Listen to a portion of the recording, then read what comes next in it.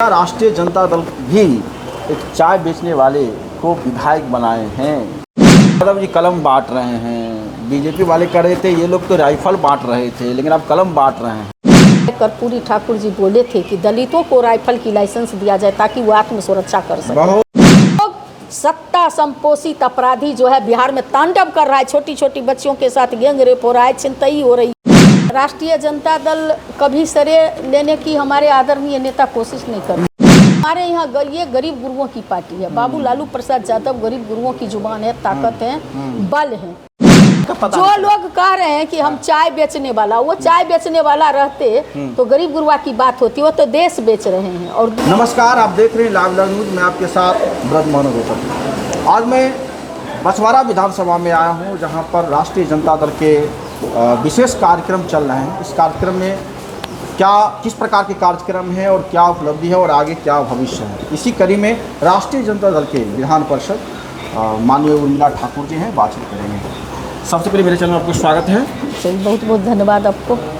आज जो राष्ट्रीय जनता दल के तत्वाधान में जो कार्यक्रम चल रहा है, ये किस प्रकार का कार्यक्रम है, इसका क्या रोड मैप है?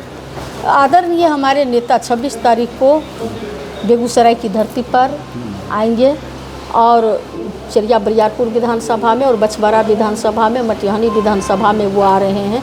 बेगूसराय की तमाम कार्यकर्ता उनके स्वागत के लिए यहाँ पर उपस्थित हैं और हर जगह जो है उनके स्वागत के लिए लोग उपस्थित रहेंगे। आज जो हम लोग बैठे हैं वो 26 तारीख को बछवाड़ा में आएंगे और हमारे पूर्व विधायक स्वर्गीय उत्तम यादव जी का आदमकद प्रतिमा का वो अनावरण करेंगे और उसी के लिए हम सारे लोग उसी तैयारी के लिए आज हम बैठे हुए हैं यहाँ पे।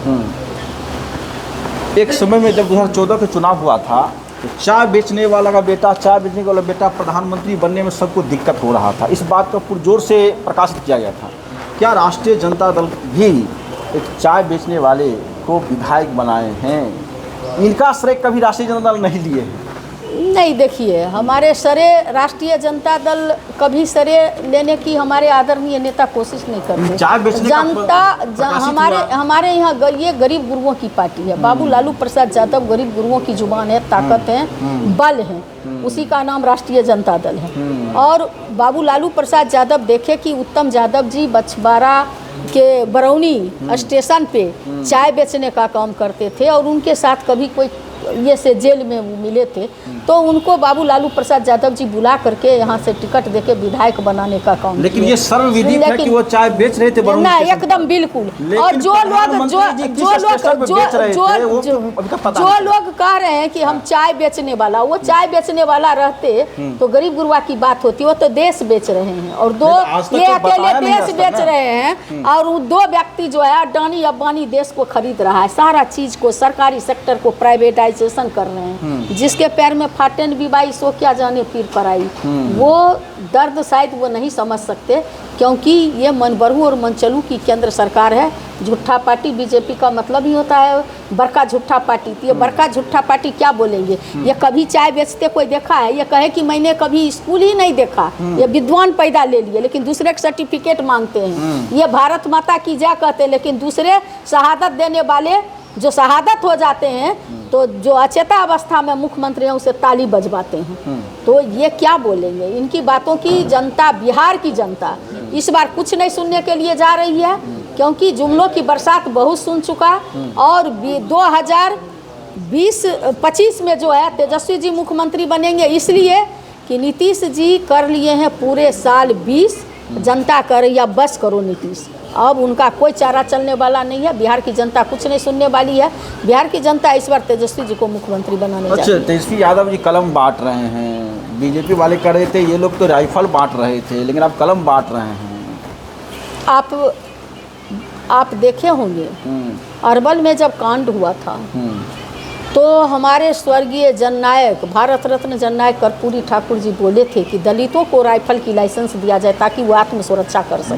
बहुत तो बड़ी चीज बता रहे हैं। तो जिस समय दलितों पर जुर्म होता तो राइफल सम्मान को बचाने के लिए राइफल उसको जान बचाने के लिए। आज मैं आपके चैनल के माध्यम से चैलेंज करना चाहती हूँ कि सरकार में अगर दम है, बिहार सरकार हो या केंद्र सरकार, ये सर्वे करावे कि किनके पास लाइसेंसी बंदूक और राइफल और पिस्टल है।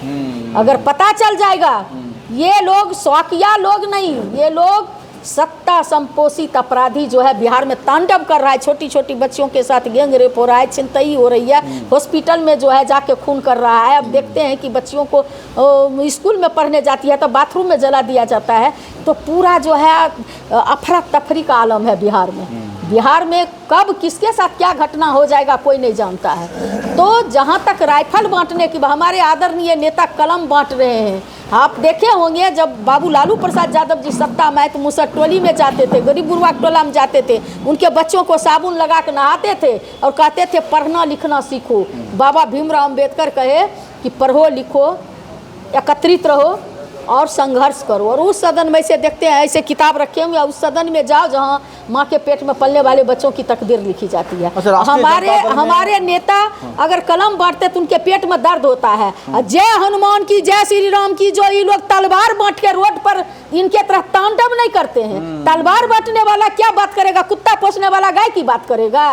ये लोग तो कब्रिस्तान, श्मशान, गाय, गंगा दंगा की बात करता है। अब लड़ाई है तलवार वर्सेस कलम। हाँ, कलम। गरीब गुरबा का बेटा बेटी पढ़ेगा, डोमिसाइल नीति लागू होगी और जो बहुजनों का आरक्षण है, हमारे आदरणीय नेता जातिगत जनगणना करके 65% आरक्षण तय किए, 10% प्रगतिशील समाज का आरक्षण को मिलाकर के 75% बेईमान सरकार के पास केंद्र को भेजने का काम किए कि उसको अनमी अनुसूची में शामिल कर लो। लेकिन नमी अनुसूची में शामिल करने के बदले उसे कोर्ट का रास्ता दिखाने का काम किया। यह बेईमान लोग हैं। आज 99% भी ये बहुजनों का बच्चा नंबर लाता है तो उसे 49.5% के अंदर रखा जाता है। बाबू लालू प्रसाद यादव, बाबू लालू, सुन लीजिए, एक और उपाधि हो रहा है, नॉट फाउंड सुटेबल।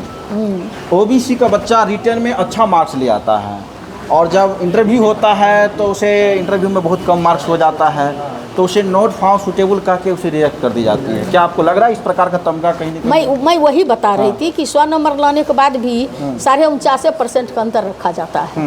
और बाबू लालू प्रसाद यादव आपका है ना राइफल, बाबू लालू प्रसाद यादव का जब राजपाट आया तो बाबू लालू प्रसाद यादव कहे कि जो मेधा सूची से आएगा मेधा सूची में जाएगा और जो आरक्षण से आएगा वो आरक्षण कोटा में जाएगा। लेकिन ये बेईमान लोग सब समाप्त कर दिया। क्या बोलेगा में खास करके स्वर्गीय उत्तम यादव जी के लड़के हैं रुपेश जी, वो भी बहुत मेहनत कर रहे हैं अपनी तरफ से। लेकिन हमने कई जगह रिपोर्टिंग भी किया, विशेष सूत्रों से जानकारी भी प्राप्त हुआ कि लोगों का कहना है कि एक बार युवा भी नेतृत्व संभाले बछवाड़ा विधानसभा में। क्या आपकी तरफ से लग रहा है? हमारे आदरणीय नेता आप देखे होंगे कि युवाओं को चेहरे पर मुस्कान लाने के लिए कितने नौकरी दिए। और आज हमारे पार्टी में आप देखते हैं कि जहाँ तक आरक्षण का बात है तो हमारे पार्टी में भी जो है संगठन में भी आरक्षण दिया गया है। कई जगह पर अति पिछड़ा के लोग, दलित लोग हर एक पोस्ट पे यहाँ संगठन में।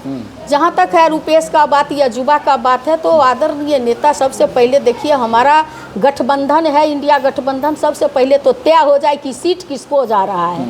अगर बछवाड़ा सीट बचती है तो फिर आदरणीय नेता बैठ के इसका निर्णय लेंगे कि किसको लड़ाना है। कि हमारे आदरणीय नेता खुद युवा है तो इसमें क्या कहना है। अच्छा, आखिरी क्वेश्चन ये बता दीजिए कि पूरे महागठबंधन के परिवार वोट अधिकार यात्रा के लिए जोर शोर से उतरे और फिर लगभग 4-5 दिन बाद तेजस्वी यादव जी को क्या जरूरत पड़ा कि एक खुद से अपने पार्टी के बैनर तले स्वाभिमान यात्रा निकालना चाहिए? क्या उनको डर लग गया कि इसका जो क्रेडिट था वो राहुल गांधी ज़्यादा ले लिए तो कहीं ना कहीं समाज में हम पीछे हो जाएंगे? नहीं, गलत बात। आप देखते हैं कि बिहार में हमारे आदरणीय नेता पहला व्यक्ति हैं इस देश में जिन्होंने SIR के मुद्दे पर सवाल सिर्फ सदन में ही नहीं, सड़क पे ही नहीं, सुप्रीम कोर्ट तक लड़ने का काम किए।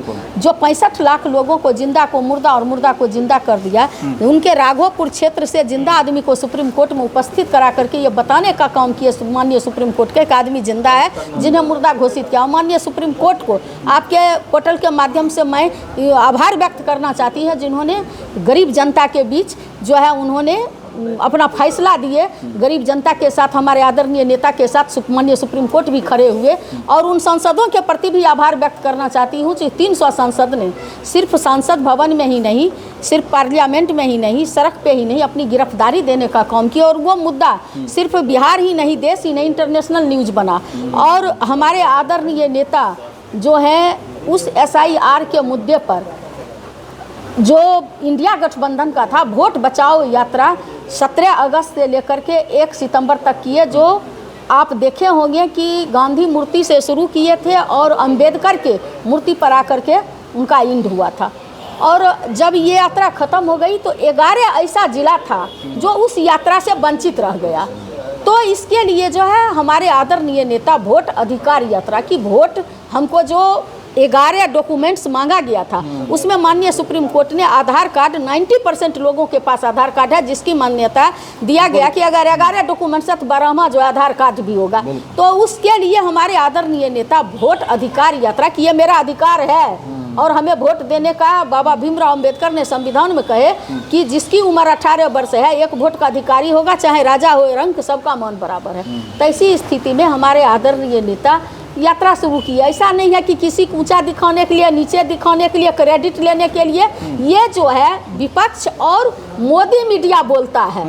हमारे आदरणीय नेता का ऐसी मानसा नहीं है। जो जिला छूट गया था उसके लिए वो यात्रा शुरू किए। तो इस प्रकार आपने देखा कि जो यात्रा छूट गया, जो जिला बच गया, वो जिला को राष्ट्रीय जनता दल के नेतृत्व में फिर से अभियान चलाया गया और जितने भी मुद्दे हैं वो तमाम, और तेजस्वी यादव जी क्यों आ रहे हैं बछवाड़ा की धरती पर, ये बात आपने सुना। आपका क्या कहना है? लाइक कमेंट शेयर कीजिए। आप देख रहे थे लाइव न्यूज़, मैं आपके साथ ब्रजमोहन गौतम। धन्यवाद।